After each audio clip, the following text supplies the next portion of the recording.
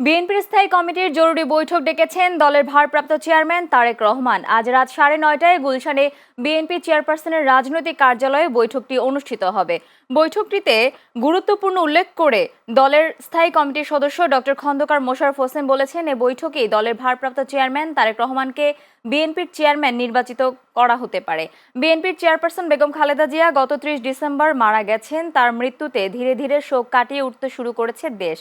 সব মিলিয়ে বিএনপির চেয়ারম্যান পদে এবার পূর্ণাঙ্গ রূপে অধিষ্ঠিত হতে তারেক রহমানকে পরামর্শ দিয়েছেন দলের সর্বোচ্চ নীতি নির্ধারণী ফোরাম জাতীয় স্থায়ী কমিটির সদস্যরা। দীর্ঘ সময়ের জঞ্জাল 1.5 বছরের সরকারের পক্ষে পরিষ্কার করা সম্ভব নয় উল্লেখ করে অন্তর্বর্তী সরকার সর্বোচ্চটুকু করেছে বলে দাবি করেছেন পরিবেশ উপদেষ্টা সৈয়দা রিজওয়ানা হাসান। আজ কৃষিবিদ ইনস্টিটিউটে বাংলাদেশের পরিবেশ সংস্কারের প্রয়োজনীয়তা এবং করণীয় বিষয়ক আন্তর্জাতিক সম্মেলনে তিনি কথা বলেন। উপদেষ্টা বলেন, 54 বছরের জঞ্জাল 1.5 বছরের সরকারের পক্ষে পরিষ্কার করা সম্ভব নয়। এই সময়ে যতটুকু সম্ভব তা করা হয়েছে। তাই দায়িত্ব ছাড়ার পর জবাবদিহিতা দিতে বা কাঠগড়ায় দাঁড়াতে সমস্যা নেই।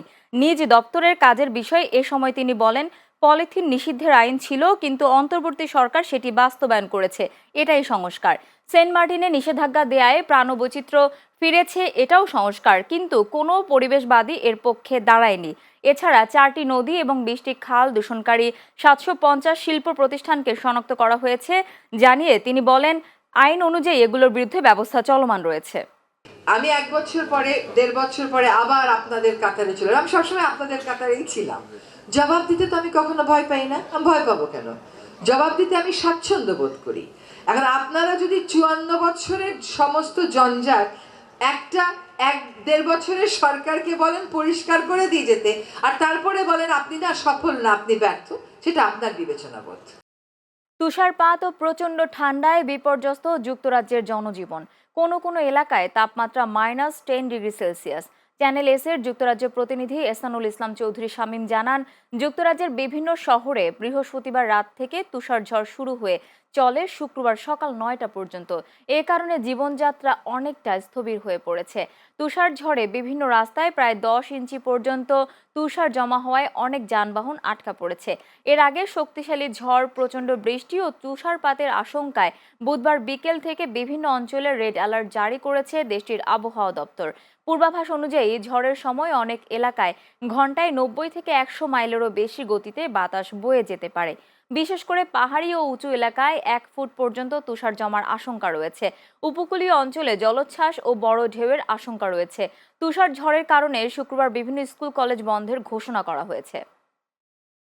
জুলাই বিপ্লব কোনো ব্যক্তি বা গোষ্ঠীর একক কৃতিত্ব নয় বলে মন্তব্য করেছেন বাংলাদেশ ইসলামী ছাত্র শিবিরের সদ্য সাবেক কেন্দ্রীয় সভাপতি মোহাম্মদ জাহিদুল ইসলাম।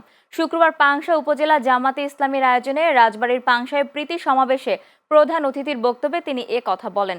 তিনি আরও বলেন, দেশের সর্বস্তরের মানুষের সম্মিলিত ত্যাগ ও অবদানের ফলেই আন্দোলন সফল হয়েছে। পাংশা উপজেলা জামাতের আমির সুলতান মাহমুদের সভাপতিত্বে সমাবেশে বক্তব্য রাখেন ফরিদপুর অঞ্চল টিম সদস্য শামসুল ইসলাম আল বরাটি, রাজবাড়ী জেলা জামাতের আমির অ্যাডভোকেট নুরুল ইসলাম ও রাজবাড়ী 2 আসনে জামাতের ইসলামীর মনোনীত প্রার্থী মোহাম্মদ হারুনুর রশিদ সহ অন্যান্যরা। নারায়ণগঞ্জের রূপগঞ্জে অভিযান পরিচালনা করে গুলিভর্তি রাইফেল, পিস্তল, মাদক, দেশীয় অস্ত্র, মোবাইল ফোন ও নগদ টাকাসহ 6 জনকে আটক করেছে যৌথ বাহিনী।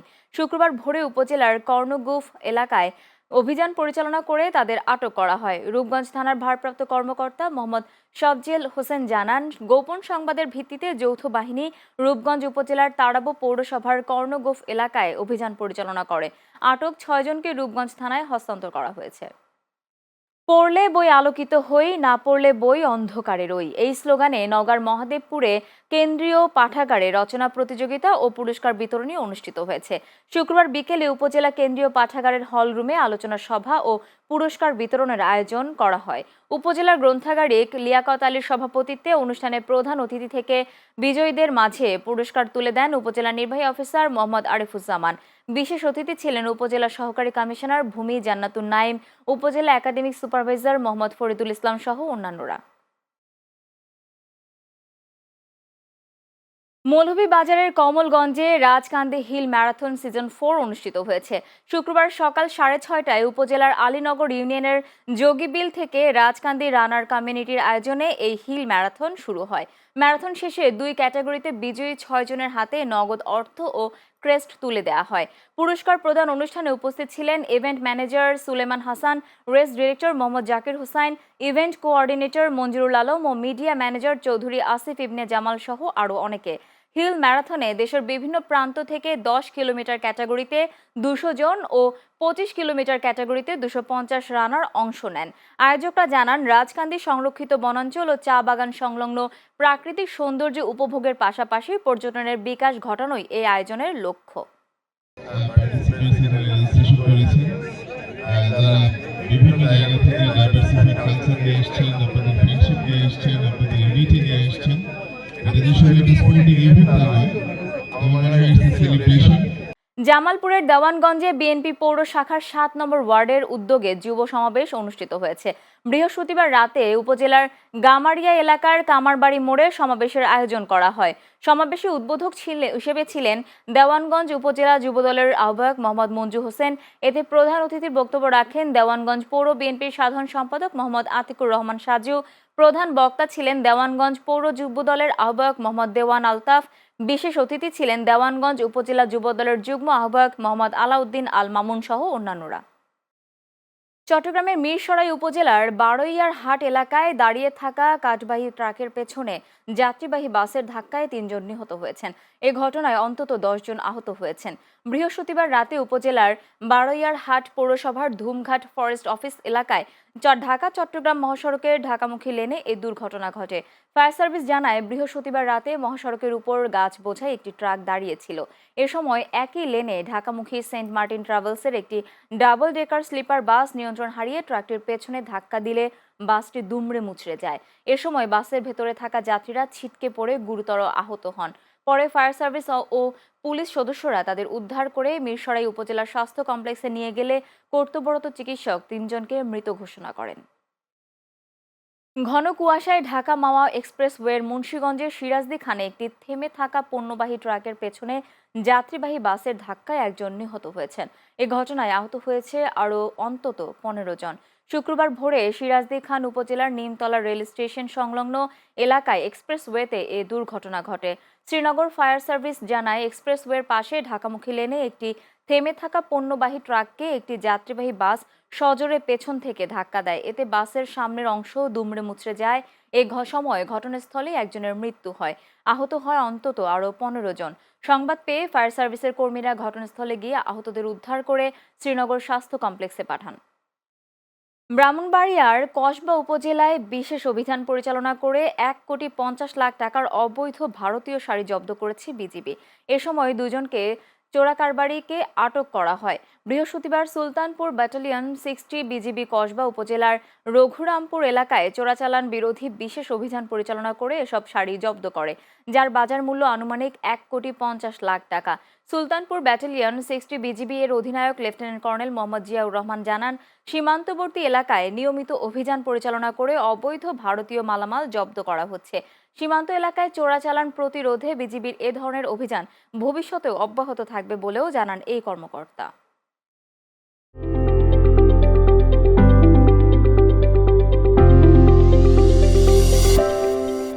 চাঁপাইনবাবগঞ্জের আজমত সীমান্ত এলাকা থেকে 2টি বিদেশি শুটার গান 9 রাউন্ড গুলি উদ্ধার করেছে বিজিবি। অস্ত্রগুলো ভারত থেকে আনা হয়েছে বলে জানানো হয় বিজিবির পক্ষ থেকে। বৃহস্পতিবার গোপন সংবাদের ভিত্তিতে শিবগঞ্জ উপজেলার শাহবাজপুর ইউনিয়নের 19 বিঘা এলাকার আমবাগানে অভিযান চালিয়ে মালিকবিহীন অস্ত্র ও গুলি উদ্ধার করা হয়। চাঁপাইনবাবগঞ্জ ব্যাটালিয়ন 59 বিজিবি সদর দপ্তরে আয়োজিত এক সংবাদ সম্মেলনে ব্যাটালিয়নের অধিনায়ক লেফটেন্যান্ট কর্নেল গোলাম কিবরিয়া এ তথ্য নিশ্চিত করেন।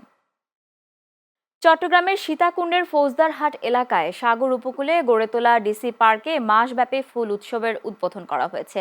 শুক্রবার চট্টগ্রাম জেলা প্রশাসক মোহাম্মদ জাহিদুল ইসলাম মিয়ার সভাপতিত্বে উদ্বোধন অনুষ্ঠানে প্রধান অতিথি ছিলেন জনপ্রশাসন মন্ত্রণালয়ের সিনিয়র সচিব মোহাম্মদ এহসানুল হক। বিশেষ অতিথি ছিলেন চট্টগ্রাম বিভাগের কমিশনার ডক্টর মোহাম্মদ জিয়াউদ্দিন, চট্টগ্রামের সিএমপির পুলিশ কমিশনার হাসিব আজিজ, চট্টগ্রাম রেঞ্জের ডিআইজি মোহাম্মদ আহসান হাবিব পলাশ ও চট্টগ্রাম জেলার পুলিশ সুপার মোহাম্মদ নাজির আহমেদ খান সহ অন্যান্যরা। বাগেরহাটের শরণখোলায় শীতার্ত নারী, পুরুষ ও শিশুদের মাঝে শীত বস্ত্র বিতরণ করা হয়েছে। শুক্রবার সকালে উপজেলার রায়েন্দা মডেল সরকারি প্রাথমিক বিদ্যালয়ে শীত বস্ত্র বিতরণ করা হয়। এ সময় উপস্থিত ছিলেন শরণখোলা উপজেলা বিএনপির সাবেক সাধারণ সম্পাদক মোল্লা ইসাক আলী, শরণখোলা উপজেলা হিন্দু বৌদ্ধ ঐক্য পরিষদের সভাপতি বাবুল দাস, শরণখোলা পূজা উদযাপন পরিষদের সভাপতি আশিস কুমার দাস ও সাধারণ সম্পাদক গোপাল চন্দ্র কর্মকার সহ অনেকে। বাংলাদেশের শান্তিপূর্ণ ও অংশগ্রহণমূলক গণতান্ত্রিক রূপান্তর নিশ্চিত করতে খুলনায় গোলটেবিল আলোচনা সভা অনুষ্ঠিত হয়েছে। শুক্রবার সকালে খুলনার একটি সেন্টারে বাংলাদেশ এন্টারপ্রাইজ ইনস্টিটিউটের উদ্যোগে গোলটেবিল আলোচনা সভার আয়োজন করা হয়। গোলটেবিল বৈঠকে খুলনা ২ আসনের মনোনীত প্রার্থীরা, বিভিন্ন রাজনৈতিক ব্যক্তি, সুশীল সমাজের প্রতিনিধিরা উপস্থিত ছিলেন।